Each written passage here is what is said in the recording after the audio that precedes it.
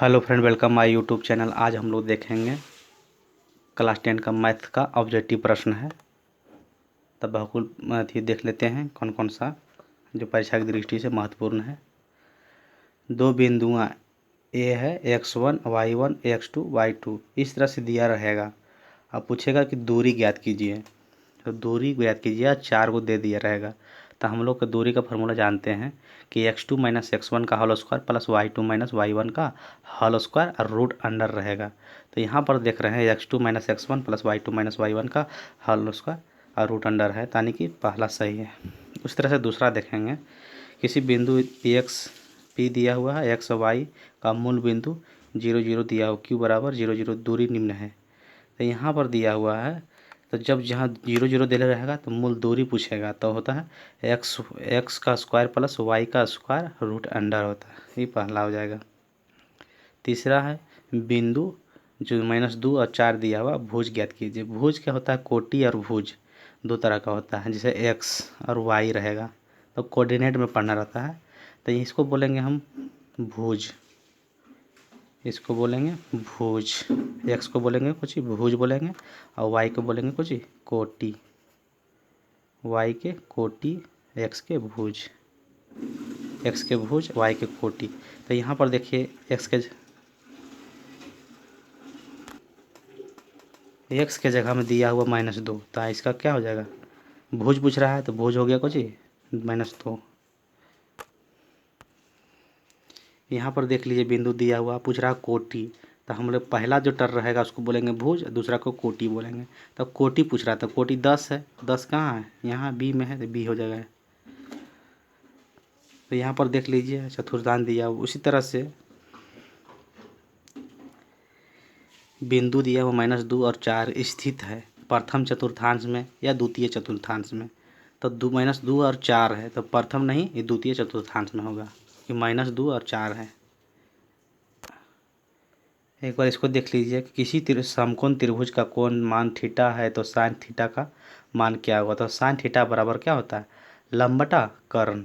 Sine theta बराबर लंबटा कर्ण होता है। उसी तरह से दूसरा प्रश्न दिया हुआ है, किसी समकोण त्रिभुज का कोण थीटा है तो कोस थीटा ज्ञात कीजिए। तो कोस थीटा होता है आधार बटा कर्ण, तो आधार बटा कर्ण दिया हुआ यहाँ पर, तो आधार बटा कर्ण हो जाएगा।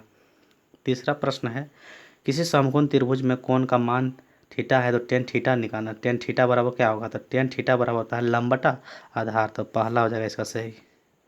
चौथा प्रश्न दिया हुआ, यदि टेन थीटा बराबर 4/3 है तो कोस ए का मान ज्ञात कीजिए। तो कोस ए का मान ज्ञात करना है, तो कोस ए मान हो जाएगा, टेन थीटा दिया हुआ है, कोस को बदलना है तो साइन और कोस में बदल जाएगा, इसको बदल दीजिएगा, उसका हो जाएगा 3/5 हो जाएगा, क्योंकि ये त्रिभुज ऐसे करके निकालना होगा। तो जैसे हो दिया हुआ टेन थीटा बराबर,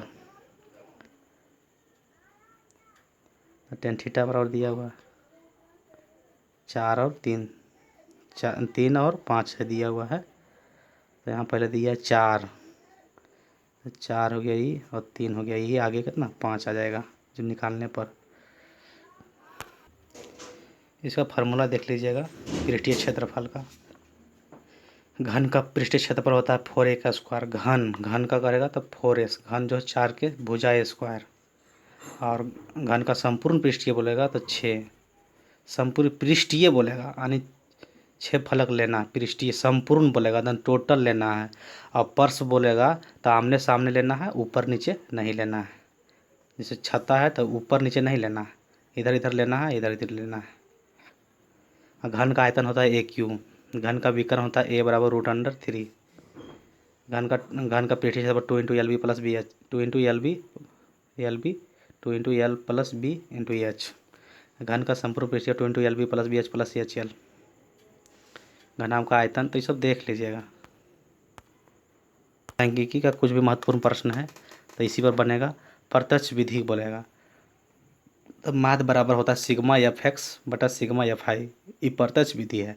काल्पनिक विधि का फॉर्मूला है A प्लस सिग्मा FD बटे सिग्मा FI, और पग विचलन विधि है A प्लस सिग्मा FU बटे सिग्मा FI। विचलन बोलेगा तो U यहाँ F यू कर देना है, और कल्पित बोलेगा तो D दे देना है, अब प्रत्यक्ष विधि बोलेगा तो एक्स देना है, एक्स डी और यू, यही अंतर है, बाकी सब नीचे में सेम सेम रहेगा। और यहाँ पर ए इसमें लगेगा, गुने उसमें प्रयोक्ता वाला दिया हुआ है तो इसको प्रयोक्ता बराबर होता है प्रोबेबिलिटी ई बराबर होता है कुल परिणामों की संख्या, कुल अनुकूल परिणामों की संख्या बटा संभावित परिणामों की संख्या होता है। एक निश्चित घटना की प्रयोक्ता एक होती है, एक निश्चित घटना की प्रयोक्ता कितना होती है, एक होती है। एक असंभव घटना की प्रयोक्ता जीरो होती है, असंभव का जीरो होगा। किसी घटना ई के प्रयोक्ता में का मान जीरो से लेकर एक तक के बीच में होती है, कोई भी प्रयोक्ता रहेगा जीरो और एक के बीच में रहेगा, उससे बड़ा नहीं रहेगा। किसी घटना ई के लिए पी प्रोबेबिलिटी ई नहीं है,